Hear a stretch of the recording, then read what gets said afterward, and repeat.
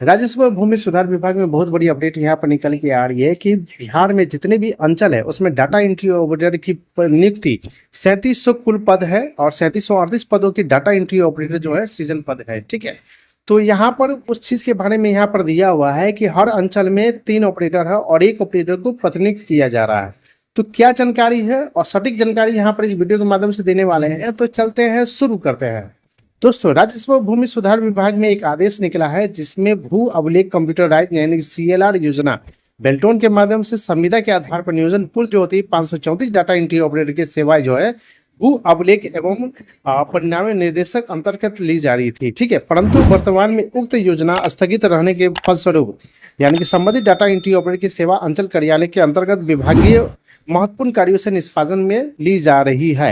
यानी कि हर एक अंचल में जो होता है बहुत सारे कार्यों के अंतर्गत जो है निष्पादन किया जाता है, जिसमें 534 ऑपरेटर को लिया जाता है, जिसमें सीएल भी भू अभिलेख में एक ऑपरेटर को रखा जाता है। यानी कि सीएलआर योजना एक योजना जो चली थी, जो सीएलआर योजना के अंतर्गत उससे पहले जो है सीएलआर की बहाली की जाती थी। ठीक है, तो एक ऑपरेटर उस समय सीएलआर योजना रहता था। उसके बाद एमआर की अगर बात करेंगे तो मॉडर्न रिकॉर्ड रूम, यानी कि एक रिकॉर्ड रूम बनाया गया था सभी अंचल में। उसमें डाटा एंट्री ऑपरेटर का जो प्रत्येक किया जाता है, जब कुल 7 पद अर्थात यानी कि 3738 डाटा एंट्री ऑपरेटर पदों की सृजन किया गया है, परंतु उक्त जो होता है 7 पद की विरुद्ध वर्तमान में औसत जो केवल 3 ही ऑपरेटर होता है। ठीक है, तो डाटा एंट्री ऑपरेटर सभी अंचल में संविदा के आधार पर कार्यरत है।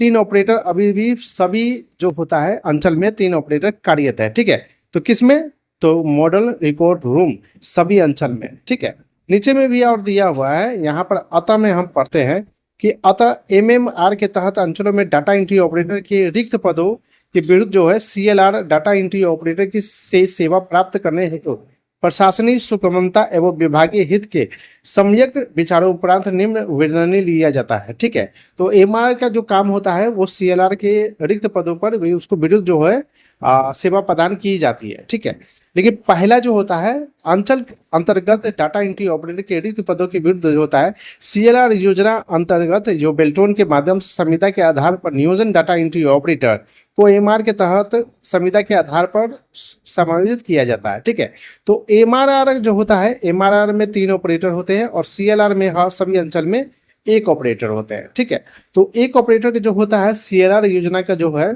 बहुत सारे पहले से वो कार्यरत रहते थे, लेकिन उनकी सैलरी बहुत सारी समस्या होती थी। उनको 6 महीना 7 महीना में सैलरी उनको मिलता था, लेकिन अंचल में ही कार्यरत रहता है।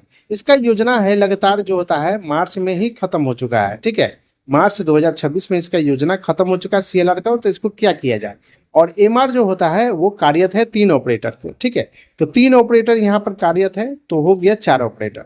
लेकिन सीएलआर को क्या करना है, इसमें क्या करना चाहता है कि अलग से वैकेंसी निकालेगा कि नहीं निकालेगा, यहाँ पर विस्तार रूप से देखिएगा, यहाँ पर दिया हुआ है। ठीक है, तो यहाँ पर उपयुक्त समायोजन के उपरांत लगभग जो प्रत्येक अंचल में जो कार्यालय में 4 डाटा एंट्री ऑपरेटर के दर से अनुपस्थिति विवरणी की अनुरूप प्राथमिक मानदेय भुगतान हेतु आवश्यक राशि आवंटन वित्त विभाग एवं विभागीय सुगंध नियमों के तहत विभाग द्वारा सभी अंचल जिलों में उपलब्ध कराया जाएगा। ठीक है, यानी कि अब जो बहाली होती है वो बहाली नहीं, जो सीएलआर है ठीक है उसको कन्वर्ट कर दिया है एमआरआर में। ठीक है, तो एमआरआर में जो होता है अब जो होती है अब 4 ऑपरेटर इसमें रहेगा, यानी कि जो कार्यरत था वो कार्यरत रह गया।